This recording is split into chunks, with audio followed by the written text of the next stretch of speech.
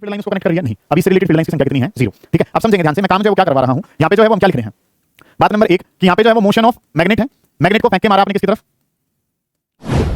एक नई यूनिट जो है वो हम स्टार्ट कर रहे हैं। नई यूनिट जो है उसका नाम क्या है, EMI एंड AC। EMI का मतलब क्या है, इलेक्ट्रोमैग्नेटिक इंडक्शन। सबसे इंपॉर्टेंट बात जो मैं आपको बता रहा हूं, बात नंबर 1, जैसे ही हमारा सिलेबस पूरा होगा और मेरा आपसे सवाल होगा क्या कि मैं कौन सी यूनिट रिपीट कराऊं, तो आपका जवाब क्या होगा हर बार, unit number 4 EMI and AC। इस बात का छोटा सा मतलब क्या है, ये यूनिट जो है वो टफ तो नहीं है। मेन बात है कि इसके मुश्किल है, देख कितनी बढ़िया बात है, टफ तो नहीं है, मुश्किल है, वाह। ठीक है, हाँ काम जो वो क्या कर रहे हैं समझे ध्यान से, मैं क्या कह रहा हूं मेरी, हाँ जी सर सुनो ध्यान से कि काम जो है वो आपने क्या करना है। इस वाली यूनिट के बारे में मैं आपको इंट्रोडक्शन में एक बात बता चुका हूं कि 9 यूनिट्स में से एक यूनिट जिसको बार बार आप समझने की कोशिश करोगे उस यूनिट का नाम क्या है, EMI एंड AC। ठीक है, उसके बावजूद भी ये जो यूनिट है ये बहुत आसान सी है। मतलब कि अगर मैं बात करूं तो आसान होने के पीछे का कारण छोटा सा क्या है, मैं आज जो बात बताऊंगा ना घर जाके 2 मिनट नहीं लगेंगे उसको रिवाइज करने में, 2 मिनट भी मैं ज्यादा कह रहा हूं। ठीक है, रिवाइज तो जरूर करनी है, कभी ये सोचो कि 2 ही हैं तो कल कर लेंगे, इस तरीके से चीजें नहीं रखनी है। आपको जो ध्यान रखना है वो बात क्या है कि आज वाला काम घर जाके आज पढ़ लो। ठीक है, संडे आ रहा है उस काम को रिपीट कर लो, इस यूनिट जैसी कोई यूनिट नहीं है। मतलब कि अगर मैं पूरे सिलेबस में से अपने पॉइंट ऑफ व्यू से बताऊं तो सबसे आसान यूनिट जो मुझे लगती है वो ये है, EMI एंड AC। उसके कारण 2 हो सकते हैं। बात नंबर 1, इसमें थोड़ा सा न्यूमेरिकल वाला पोर्शन ज्यादा है, इस वजह से बड़ी अलग रही है। बात नंबर 2 कि बच्चे जब भी पूछते हैं कौन सी यूनिट पूछते हैं EMI एंड AC, तो बार बार रिपीट करने का इसका मजा ही अलग है। समझ आ गई ये बात आपको, मैं जो कह रहा हूं मेरी बातें आपको क्लियर हो जानी चाहिए। ठीक है, जिन बच्चों ने पहली 3 यूनिट नहीं करी हैं, ठीक है, मुझे बल्कि ऐसा नहीं कहना चाहिए कि जिन बच्चों ने नहीं करी हैं, सभी बच्चों ने पिछली यूनिट्स नहीं करी हैं।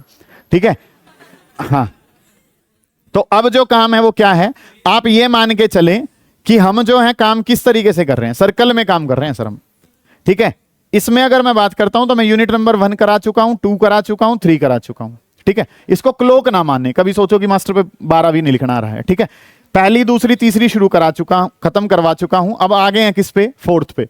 पूरी साइकिल में कहां तक जाएंगे, 9 तक जाएंगे, और 9 के बाद दोबारा से फिर शुरू क्या करेंगे, 1 2 3 शुरू कर रहे होंगे। समझ आ गई बात आपको, तो आप ये मान के चलें कि आपकी क्लास जो है वो आज से शुरू हुई है। आपके पेपर का बहुत सुंदर सा हिस्सा इससे पूछा जाता है, लिमिटेड से सवाल हैं। सबसे अच्छी बात उन बच्चों के लिए जिनके पास मैथ्स है, या उन बच्चों के लिए और ज्यादा अच्छी बात है जिनके पास क्या है, मैथ्स जो है वो मतलब कि एक फेवरेट सब्जेक्ट के तौर पे है। ठीक है, तो काम जो है सर वो हमने करना क्या है कि ये जो है जिनके पास मैथ्स फेवरेट के तौर पे है वो इस काम को बड़ी आसानी से कर पाएंगे। ठीक है, और जिन पे बायो है वो थोड़ा सा ध्यान इस पे ज्यादा लगाएंगे। हमने एक यूनिट करनी है EMI and AC, electromagnetic induction. आप एक यूनिट पढ़ के आए हो, सुनो ध्यान से कि यूनिट नंबर 4 में आए हैं तो सर यूनिट नंबर 3 पढ़ के आए हैं, गौर करेंगे। घर जाके ना 2 मिनट से ज्यादा का काम नहीं है जो आज मैं पूरे 1 घंटे में आपको समझाऊंगा, लेकिन घर जाके उसको देखना है आपने। यहीं से ही टॉपिक की शुरुआत जो हो रही होगी, पूरे EMI का जो क्रक्स है वो आज निकल के सामने आ जाएगा सर। ध्यान से समझेंगे काम करना क्या है। वर्ड जो है सर वो हमने क्या करना है कि यहां पे यूनिट नंबर 3 के बारे में अगर मैं बात करूं तो यूनिट नंबर 3 जो है वो हमारे पास क्या है, magnetic effect of electric current. ध्यान से समझे बेटा, magnetic effect of electric current, कि इलेक्ट्रिक करंट है, सुने ध्यान से। ठीक है, आपने यूनिट पढ़ी magnetic effect of electric current. क्या पढ़ा आपने इस यूनिट के अंदर कि सर जहां पे भी इलेक्ट्रिक करंट है वहां पे कौन सी प्रॉपर्टीज हैं, मैग्नेटिक प्रॉपर्टीज हैं। ये बात आपने पढ़ ली थी कि जहां पे भी इलेक्ट्रिक करंट दिखा, आपने जो है सबसे पहले क्या लिया थी, सर्कुलर कॉइल ली थी। उसके बाद आपने करंट कैरिंग स्ट्रेट कंडक्टर लिया था। उसके बाद आपने क्या लिया था, एक्सियल पॉइंट लिया था, सोलेनोइड ली, बहुत सारी चीजें ली। जिनके पास भी करंट था सर, जहां भी करंट था वहां पे कौन सी प्रॉपर्टीज थी, मैग्नेटिक प्रॉपर्टीज। ठीक है, ये बात जो है वो माइकल फैराडे ने पढ़ी कि जहां पे भी, जैसे तुमने यूनिट 3 पढ़ी, उन्होंने भी कौन सी यूनिट पढ़ी, यूनिट नंबर 3, कि जहां पे भी इलेक्ट्रिक करंट है सर वहां पे प्रॉपर्टीज आएंगे, और उन प्रॉपर्टीज का नाम क्या है, मैग्नेटिक प्रॉपर्टीज। डन है सर इतनी बात तो। फिर उन्होंने क्या भी पढ़ रखा था कि जो बोओगे वो काटोगे। सिंपल सी बात कि नेचर में सब कुछ क्या है, सिमेट्रिकल है। तो काम जो है वो क्या है कि अगर इलेक्ट्रिक करंट किसको बना रहा है, मैग्नेटिक इफेक्ट को, तो किसी तरीके से मैग्नेटिक इफेक्ट भी किसको बनाएगा, इलेक्ट्रिक करंट को बना रहा होगा। ध्यान से समझे काम करना क्या है। पढ़ के क्या आए हैं कि इलेक्ट्रिक करंट पैदा करता है किसको, मैग्नेटिक इफेक्ट को। सब कुछ क्या है, सिमिट्रिकल है। तो कोई तरीका तो ऐसा भी होगा जिसमें हम मैग्नेटिक इफेक्ट से किसको पैदा कर सकते हैं, इलेक्ट्रिक करंट को। उस टाइम पे ये सोचना काफी बड़ी बात थी। आज के लिए काम जो है वो आपके पास ये अवेलेबल है। पढ़ा क्या है कि इलेक्ट्रिक करंट किसको बना रहा है, मैग्नेटिक इफेक्ट। तो मैग्नेटिक इफेक्ट का यूज करके हम किसको बनाना चाहते हैं, इलेक्ट्रिक करंट को। तो उन्होंने जो है वो अपनी लैब के अंदर बहुत सारी चीजें जो हैं वो डेवलप करी। उनमें से कुछ के बारे में अगर मैं बात करूं, क्योंकि क्या लेना था, मैग्नेटिक इफेक्ट की हेल्प लेनी थी। हेल्प लेनी थी किसकी, मैग्नेटिक इफेक्ट की। और जब मैग्नेटिक इफेक्ट की हेल्प लेनी थी तो एक तो क्या ले लिया, मैग्नेट ले लिया। क्यों लिया मैग्नेट, क्योंकि मैग्नेट के आसपास क्या पाया जाएगा, मैग्नेटिक फील्ड पाया जाएगा। फिर जो है वो आपने क्या रख लिया सर, एक जो है वो आपने क्या ले ली, ये कोयल ले ली। और इस कोयल के बारे में अगर मैं बात करूं तो इस कोयल को कनेक्ट कर दिया गैल्वेनोमीटर से। कोयल को कनेक्ट कर दिया किससे, गैल्वेनोमीटर से। गैल्वेनोमीटर क्या है, एक डिवाइस है, ठीक है। गैल्वेनोमीटर क्या है, एक डिवाइस जो बहुत छोटे से करंट को क्या कर सकता है, मेजर। ये क्या ले ली, एक कोयल। कोयल क्यों लिए, क्लोज्ड फिगर जो है वो आपने ले ली। और ये क्लोज्ड फिगर जो है सर वो क्या है, क्लोज्ड सर्किट अगर होगा तो करंट जो है वो क्या कर जाएगा, फ्लो कर जाएगा। काम जो है ये तीनों चीजें क्यों ली गई हैं उस पर एक बार थोड़ा सा ध्यान दें। हमारे पास है magnetic effect of electric current, कि सर जहां भी इलेक्ट्रिक करंट होगा वहां कौन सी प्रॉपर्टीज पाई जाती हैं, मैग्नेटिक प्रॉपर्टीज। और मैग्नेटिक प्रॉपर्टीज अब किसको बनाएंगी, इलेक्ट्रिक करंट को। ऐसा उनके दिमाग में आया कि करंट ने बनाया मैग्नेटिक प्रॉपर्टीज को, तो क्या मैग्नेटिक प्रॉपर्टीज करंट बना सकती हैं, ये उनके दिमाग में आया। जिसके लिए उन्होंने काम करना शुरू करा। उन्होंने क्या ले ली, कोयल। क्यों ली कोयल, क्योंकि एक क्लोज्ड लूप है तो करंट अगर फ्लो कर सकता है। गैल्वेनोमीटर क्यों लिया, क्योंकि अगर गैल्वेनोमीटर की नीडल बीच में है तो करंट नहीं है। जैसे ही ये डिफ्लेक्ट होगी इसका मतलब सर्किट में क्या आ गया, करंट। किन प्रॉपर्टीज का इस्तेमाल करना था, मैग्नेटिक प्रॉपर्टीज। तो क्या ले लिया, मैग्नेट को ले लिया, ठीक है। एक मैग्नेट की हेल्प लेके वो करंट जो है वो इंड्यूस करना चाह रहे थे। लगभग 2 साल जो है बेटा वो लगा दिया उन्होंने। और 2 साल लगाए लेकिन कोई भी करंट जो है वो पास नहीं हुआ, या कोई भी करंट जो है वो प्रोड्यूस नहीं हुआ। 2 साल में क्या क्या कर दिया होगा कि कभी जो है वो क्या कर रहे हैं, मैग्नेट को इस एंगल पे रख रहे हैं, कभी किसी और एंगल पे रख रहे हैं। 2 साल में कितने एक्सपेरिमेंट हो सकते हैं आप खुद अंदाजा लगा सकते हो, ठीक है। कभी गैल्वेनोमीटर बदल रहे हैं, कभी जो है कोयल को कुछ कर रहे हैं, कभी टर्न्स बढ़ा रहे हैं, कभी कुछ कर रहे हैं, कभी कुछ कर रहे हैं। Multiple number of experiments, an number of experiments उन्होंने इन 2 साल के अंदर कर दिए। अब कोई चीज जो आप पाना चाह रहे हैं और अगर आपको नहीं मिल रही है तो आप क्या करोगे, ठीक है। तो आप जो है वो क्या कर रहे हैं, मतलब कि 2 साल जो है उन्होंने अपनी जिंदगी के 2 कीमती साल जो हैं वो इस एक्सपेरिमेंट को दिए, लेकिन वो एक्सपेरिमेंट सक्सेसफुल नहीं रहा। तो अब जो है वो इससे क्या हो गए हैं, फ्रस्ट्रेट हो गए हैं। मैग्नेट उठाते हैं और उठा के कहां मारते हैं, फेंक के कोयल में।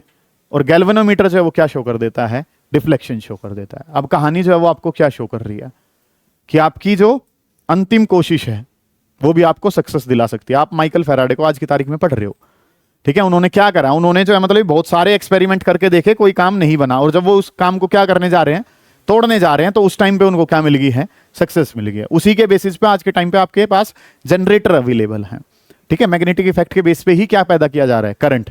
हुआ क्या होगा, अब जब मैग्नेट को फेंक के मार रहे हैं तो उस टाइम पे गैल्वेनोमीटर ने डिफ्लेक्शन शो करा। उस टाइम पे ऐसा क्या हुआ होगा उनके बारे में जानकारी जो है वो लेने की कोशिश करते हैं। समझ आ रही है मेरी बात, मैं क्या कह रहा हूं। अभी तक के काम में आपको क्या पता है कि आपने यूनिट नंबर 3 पढ़ी। यूनिट नंबर 3 में आपने क्या पढ़ा, magnetic effect of electric current, कि जहां भी करंट है वहां कौन सी प्रॉपर्टीज, मैग्नेटिक प्रॉपर्टीज। पहली बात क्लियर है। बात नंबर 2 आपको क्या पता है कि करंट ने पैदा किया किसको, मैग्नेटिक इफेक्ट को। तो मैग्नेटिक इफेक्ट अब किसको पैदा करेगा, इलेक्ट्रिक करंट को। तो मैग्नेटिक इफेक्ट है तो क्या ले लिया, मैग्नेट। करंट को मूव करवाना है तो क्या ले लिया, कोयल। और करंट का पता लगाना है तो क्या ले लिया, गैल्वेनोमीटर। अब जब अलग अलग एक्सपेरिमेंट कर रहे थे कोई करंट पैदा नहीं हो रहा था। जैसे ही कोयल उठाई और फेंक के मारी किसकी तरफ, कोयल की तरफ, गैल्वेनोमीटर ने क्या शो कर दिया, डिफ्लेक्शन। दोबारा से एक्सपेरिमेंट को जोड़ा और देखा कि किस तरीके से चीजें जो है वो बन रही हैं। ध्यान से समझेंगे कि काम जो है आप लोगों ने करना क्या कुछ है कि सर एक जो है ये मैग्नेट हमारे पास है। सारे बच्चे जो है बड़े ध्यान से समझे, जो बात मैं अब यहां पे बता रहा हूं इसी के बेसिस पे पूरी की पूरी जो है ये ईएमआई बेस्ड है, ठीक है। आपने जो करना है उस काम पे एक बार ध्यान जो है वो देना है कि सर काम जो है वो क्या कर लिया। एक जो है उन्होंने क्या ले ली, इस तरीके से जो है एक जो है सर वो क्या अवेलेबल है, कोयल अवेलेबल है।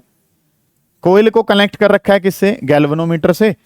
और सुने ध्यान से कि क्योंकि ये जो है सर ये क्या है, एक मैग्नेट अवेलेबल है। और मैग्नेट है तो मैग्नेट के आसपास जो है सर वो क्या होती है, फील्ड लाइंस होती हैं। इस तरीके से फील्ड लाइंस जो है वो अवेलेबल रही होंगी इसके पास, कि यहां पे जो काम है सर वो हमने क्या कर लिया कि इस तरीके से मैग्नेटिक फील्ड लाइंस जो है इसके आसपास जो है वो अवेलेबल है, ठीक है। ये जो है कुछ फील्ड लाइंस जो है वो हमने इस तरीके से जो है वो बना ली इस मैग्नेट के आसपास। क्योंकि ये दिखाई नहीं देती हैं, दिखाई नहीं देती हैं, इस वजह से आपने जो इनको कैसा बनाया है, डॉटेड बनाया है। ठीक है, ये जो है ये फील्ड लाइन नंबर 1 है, ये जो फील्ड लाइन है इसको नंबर 2 मान लिया, ये 3 नंबर मान लिया, ये जो क्या मान लिया 4, और ये जो है सर ये क्या हो गया 5। समझे बेटा ध्यान से कि काम जो है वो आपने करना क्या कुछ है कि ये एक मैग्नेट है, और मैग्नेट में हमने क्या मान लिया कि ये जो है सर ये हमारे पास क्या है नॉर्थ पोल, और ये क्या मान लिया साउथ पोल। ध्यान से समझेंगे जो मैं बताना चाह रहा हूं। ठीक है, गौर करें कि एक मैग्नेट है तो मैग्नेट के आसपास क्या रहेंगी फील्ड लाइंस। क्या 5 ही फील्ड लाइन है? नहीं, हमने अपने काम को समझने के लिए कितनी मान ली, 5 मान ली। 7 मानना चाहो जितनी मर्जी उतनी मान सकते हैं। ठीक है, हमने क्या मान लिया, ये पहली, दूसरी, तीसरी, चौथी, 5वीं, इस तरीके से लाइन्स हैं।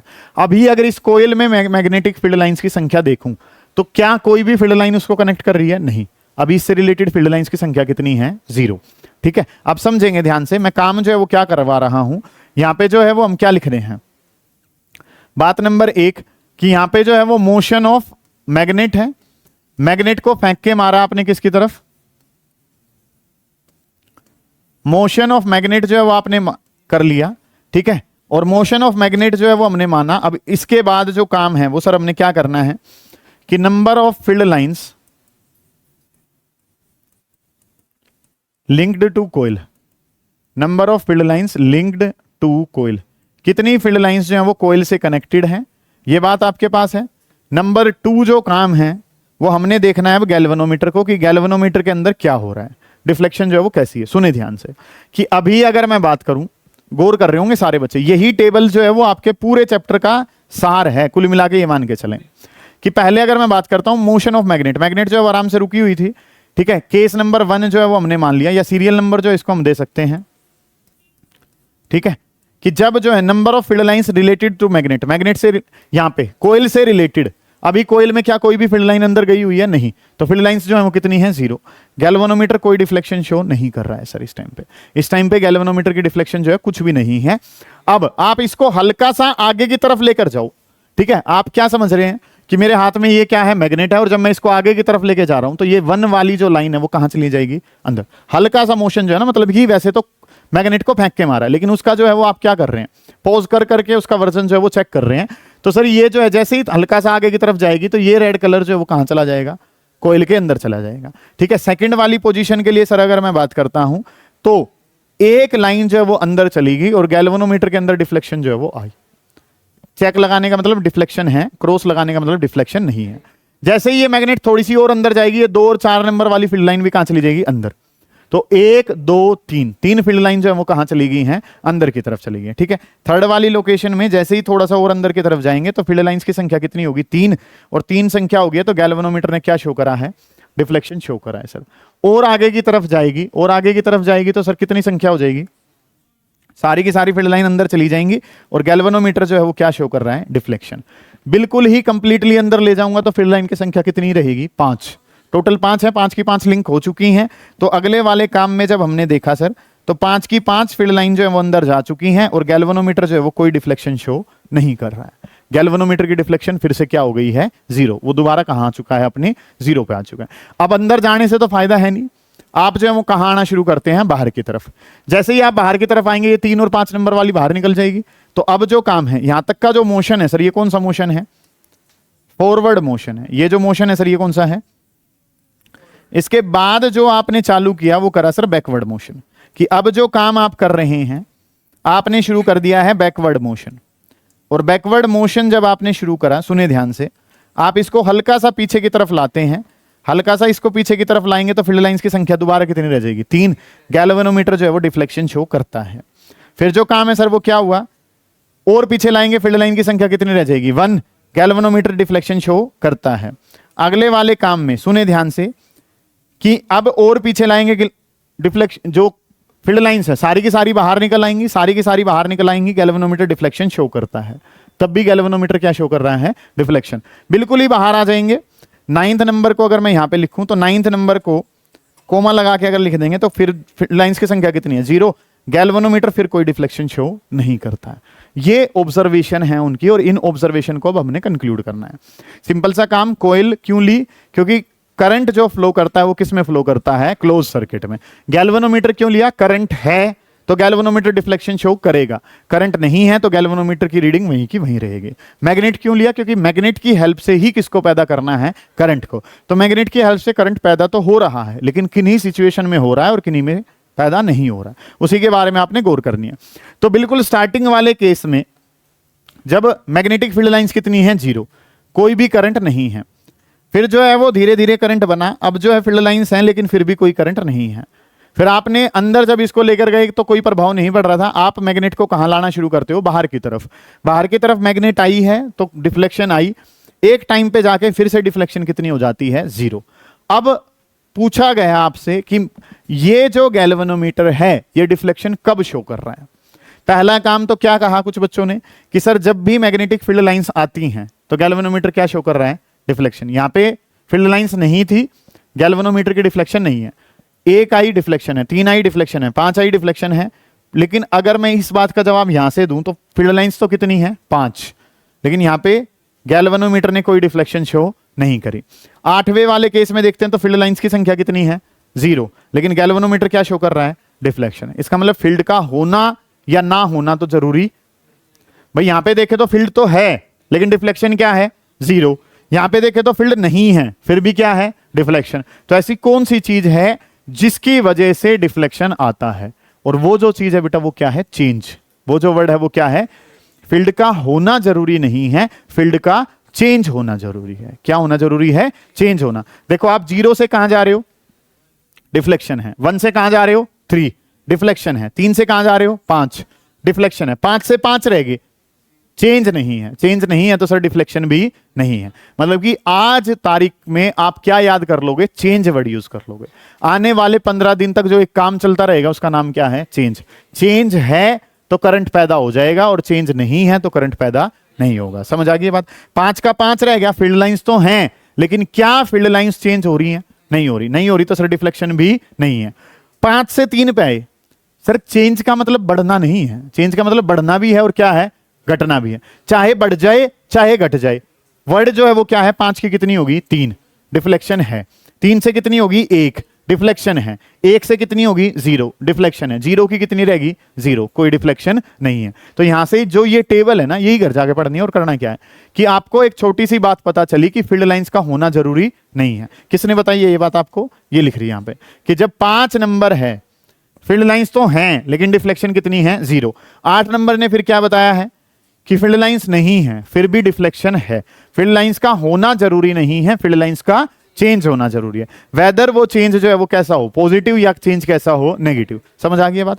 When ever the magnetic field lines का नंबर, मैग्नेटिक फील्ड लाइंस का नंबर जब भी क्या होगा? चेंज होगा। सर्किट में क्या पैदा हो जाएगा? करंट इंड्यूस हो जाएगा। समझ आ गई ये बात आपको? अगली जो बात है सर, अगला जो काम है वो आप क्या देख रहे हो? यहां पे मैंने क्या लगाया? 1 टिक लगाया है। यहां पे मैंने क्या लगाई? 2 टिक। क्या मतलब है सर इस बात का? कि मोर इज द चेंज। यहां पे चेंज देखो, यहां पे चेंज कितने का है सर? 1 का। 1 का चेंज है तो डिफ्लेक्शन भी क्या है? कम। यहां पे चेंज कितने का है? 2 का। मोर is the change, more will be the deflection. हल्का चेंज हुआ है, हल्की सी डिफ्लेक्शन है। ज्यादा चेंज हुआ है, ज्यादा डिफ्लेक्शन। समझ आ गई ये बात? अगली जो बात है सर, यहां पे फॉरवर्ड मोशन था तो आपका जो करंट की डिफ्लेक्शन है, मान लो ऐसे, जब इंक्रीज कर रहे हैं तो डिफ्लेक्शन कहां जा रही है? इस तरफ। तो अगर डिक्रीज करेगा तो डिफ्लेक्शन कहां जाएगी? Opposite side. ठीक है? सॉरी बेटा, काम जो वो आपने क्या करना है, चीजें जो है सर वो आपने क्या करनी है, चीजें आपके पास क्या है कि सर काम जो है वो हमारे पास कुछ किस तरीके से है। ये हमारे पास गैल्वेनोमीटर है, चेंज क्या हो रहा था? इंक्रीजिंग वाला चेंज है, तो डिफ्लेक्शन जो है वो कहां है? राइट साइड है। तो अगर डिक्रीजिंग वाला चेंज है तो डिफ्लेक्शन कहां जाएगी? लेफ्ट वाली साइड। अब तक के 3 कंक्लूजन। बात number 1, whenever the number of field lines linked with the coil changes, जब भी क्या होगा? फील्ड लाइंस की संख्या किससे रिलेटेड? कोइल से रिलेटेड चेंज होंगी तो क्या पैदा हो जाएगा? करंट इंड्यूस हो जाएगा। बात नंबर 2 में आपने क्या जाना? More is the change, more will be the deflection. If number of field lines increases, let us consider the deflection is towards right. तो if number of field lines decreases, deflection will be towards the left. कि change positive है तो deflection कहां है? Right. और change negative है तो deflection कहां हो जाएगी? लेफ्ट। 3 बातें आपने जान ली, इन्हीं के बेसिस पे पूरा चैप्टर चलेगा। आप काम जो है वो हेडिंग डाल लेंगे। पहले क्या हेडिंग डालोगे आप? हेडिंग क्या डालेंगे? सुने ध्यान से। यूनिट नंबर 4 EMI AC जान चुके हो। इसके बाद जो है हेडिंग डालें फेराडेज एक्सपेरिमेंट। ये फैराडेज एक्सपेरिमेंट करके और इस काम को उतार दीजिए। ठीक है, ये चीजें जो है वो आपने जान ली कि सर जब भी क्या है, चेंज है, आइदर चेंज इज पॉजिटिव और नेगेटिव। जब भी फील्ड लाइंस की संख्या चेंज होंगी, अभी डिस्कस करेंगे कि ये फील्ड लाइंस की संख्या को कहते क्या है। ठीक है, जैसे ही हमने क्या पढ़ा है, जो हमारे पास क्या है, फील्ड लाइंस की संख्या चेंज होनी चाहिए, चाहे वो बढ़े चाहे वो घटे, तभी जो है सर क्या पैदा हो जाता है, करंट इंड्यूस होता है। ठीक है, चेंज होना चाहिए सर, बात number 1। More is the change, more will be the deflection. Increasing side deflection late us consider right की तरफ है, तो डिक्रीजिंग वाली साइड डिफ्लेक्शन कहां हो जाएगी, अपोजिट साइड हो जाएगी। ठीक है, समझ आइए ये बात। अब जो काम है सर, जो हमने पढ़ना है, जिस बात के बारे में हम लगातार काम कर रहे होंगे, समझे ध्यान से, कि जैसे हम जो डिस्कस करके आए थे सर, एक हमने क्या पढ़ा था, इलेक्ट्रोस्टैटिक्स, और एक जो है वो हम क्या पढ़ रहे हैं यहां पे, मैग्नेट वाला पोर्शन है। सुने ध्यान से, इलेक्ट्रोस्टैटिक्स जो हमने पढ़ा था, उसके अंदर आपने एक वर्ड पढ़ा था, सुनो बेटा ध्यान से, हमने एक वर्ड पढ़ा था जिसको नाम दिया था इलेक्ट्रिक फ्लक्स। क्या नाम दिया था? बहुत सारा टाइम जो है वो इसको डिवोट किया था, बहुत सारे क्वेश्चन जो हमने इसके लगाए थे। It is denoted by letter phi. किससे लिखा था इसको? फाई लेटर से लिखा था। ध्यान से समझेंगे काम करना है क्या है। इस फाई का फॉर्मूला जो है सर, फाई का फॉर्मूला पढ़ा था E A cos of theta. E dot d s छोटे वाले एरिया के लिए करा था, टोटल के लिए जब बात करी थी तो फॉर्मूला क्या था, E A cos of theta. ये बात हमने पढ़ रखी है वहां पे। अब अगर इसको लिखना चाहें तो इसको कैसे लिख सकते हैं, ई वेक्टर और डॉट में क्या है, ए वेक्टर। ये फॉर्मूला जो है सर वो किसका फॉर्मूला है, फाई का, कि फाई का फॉर्मूला है ई ए कोस थीटा, और इस कोस थीटा की वजह से यहां पे बीच में क्या आ गया था, डॉट, और इस डॉट की वजह से ही हमें जो पता है सर वो क्या पता है कि ये जो है सर कैसी क्वांटिटी है, स्केलर। ये हमारा जो है वो प्रीवियस पार्ट है। इसी के बेसिस पे इसको क्या कहा था, total number of electric field lines crossing a surface normally. Total number of electric field lines को क्या कहा जाता है, इलेक्ट्रिक फ्लक्स कहा जाता है। तो ऐसे ही मैग्नेटिज्म वाले पोर्शन में अगर मैं बात करूं तो मैग्नेटिज्म वाले पोर्शन में काम जो वो क्या बन जाएगा, कि मैग्नेटिज्म वाले पोर्शन में अगर हम डील करते हैं सर, तो इलेक्ट्रिक फ्लक्स की जगह कौन ले लेगा बताओ, मैग्नेटिक फ्लक्स ले लेगा। वहां पे जो काम कौन कर रहा था, इलेक्ट्रिक फ्लक्स, वो काम आज जो है सर वो कौन करने लगेगा, मैग्नेटिक फ्लक्स जो है वो करेगा। इसको भी किससे लिखा जाता है, फाई से लिखा जाता है। ये क्या था, total number of electric field lines, तो ये क्या बन जाएगा, total number of magnetic field lines. फॉर्मूले में क्या चेंज आएगा सर, फाई तो सेम रहा, ई की जगह क्या आ जाता है यहां, बी ए, और इंटू में कितना, कोस थीटा। कोई बात ही नहीं है, ये चीज अब आपने याद कर लेनी है जो मैं बता रहा हूं।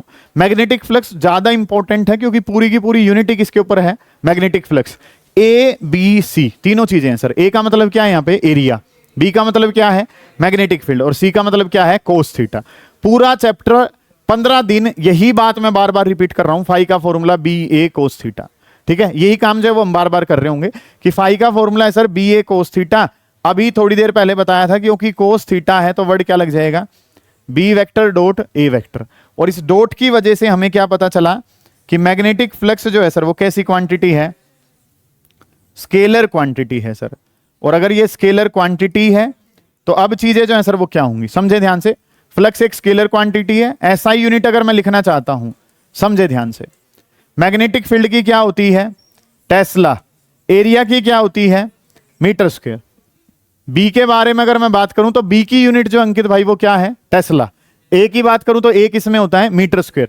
और इन दोनों को अगर इकट्ठा मिला दूं तो ये बन जाता है वेबर। क्या बन जाता है, एसआई यूनिट जो है सर वो इसकी क्या होगी, वेबर के बराबर है। ठीक है, जब आपको मैं टेस्ला वाला काम करवा रहा था, हमें क्या पता है कि टेस्ला इंटू मीटर स्क्वायर किसके बराबर है, वेबर के।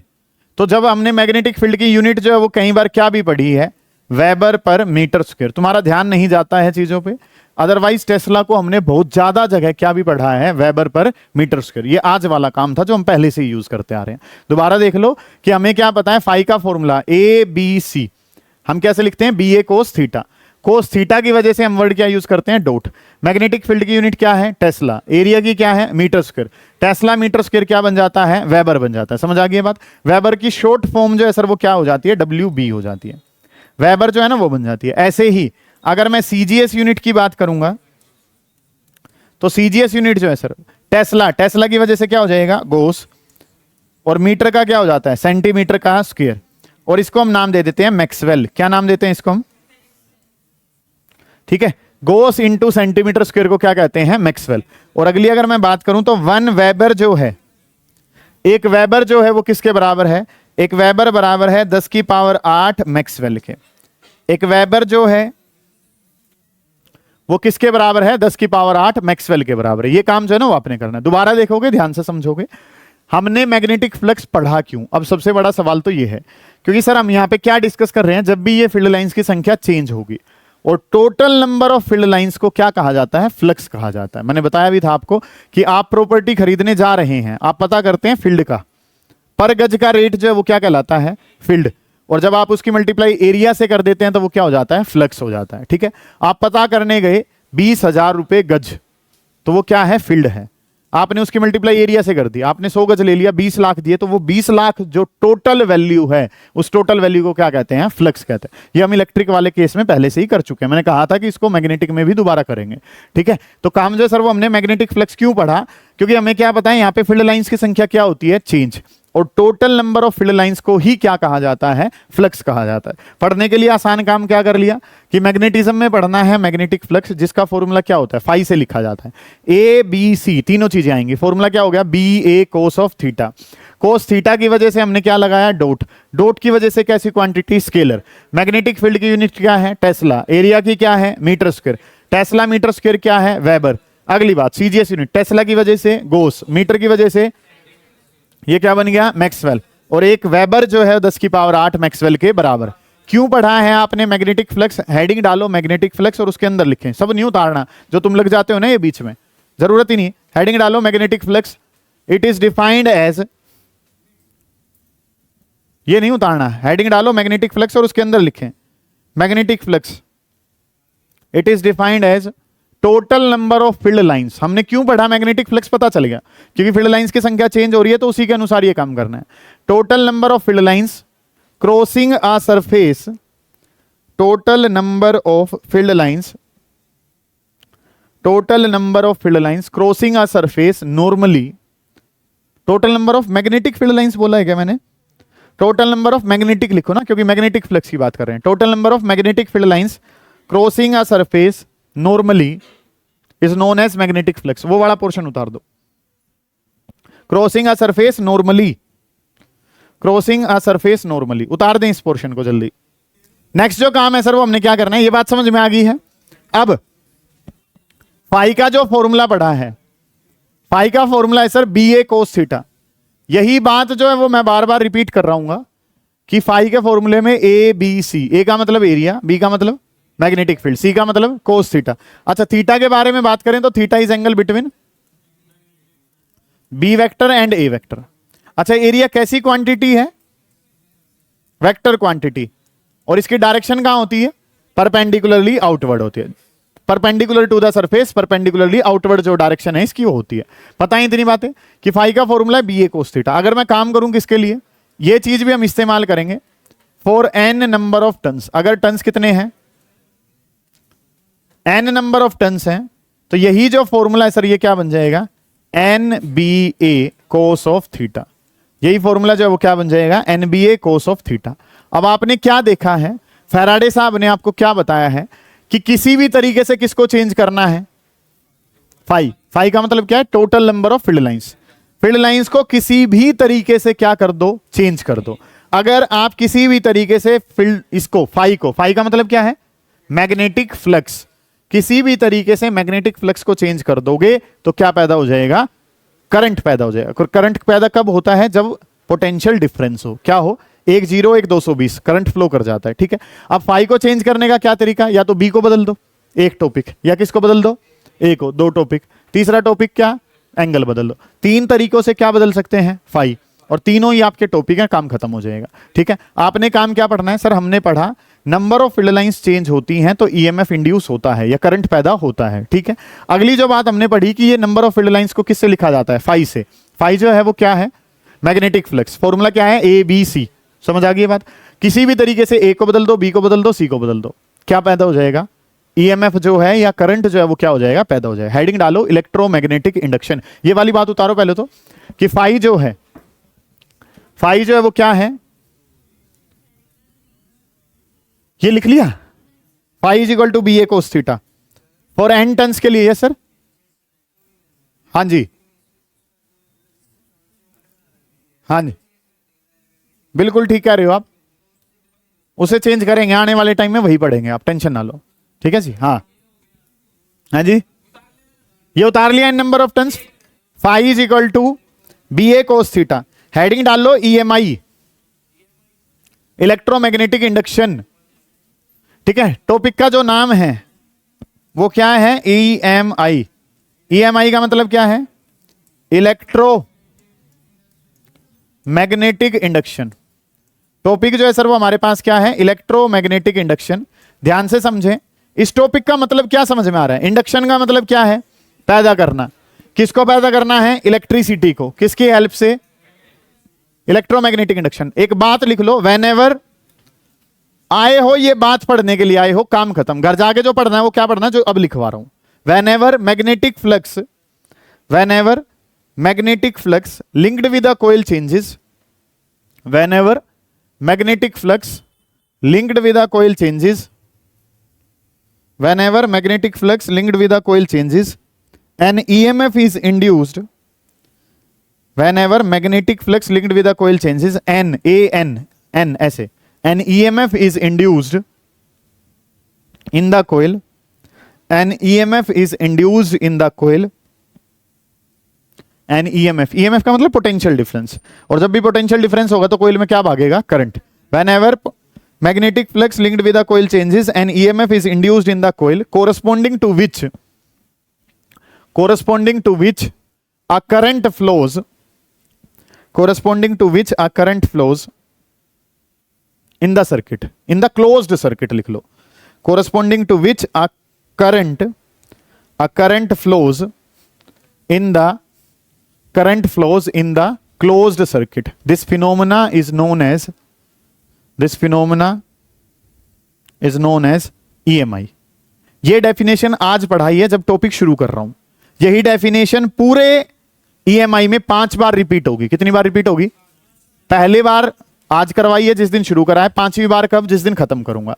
आज की तारीख में जो पढ़ा वो क्या, फील्ड का होना जरूरी, फील्ड का चेंज होना जरूरी, और नंबर ऑफ फील्ड लाइंस को क्या कहते हैं, magnetic flux, denoted by letter phi. Phi is equal to B A cos theta, ऐसा यूनिट क्या है, वेबर। और जब भी ये फील्ड लाइंस चेंज होंगी क्या पैदा होगा, ईएमएफ पैदा होगा, जो किसको चलाएगा, करंट को। ये काम कर लेना है। Thank you.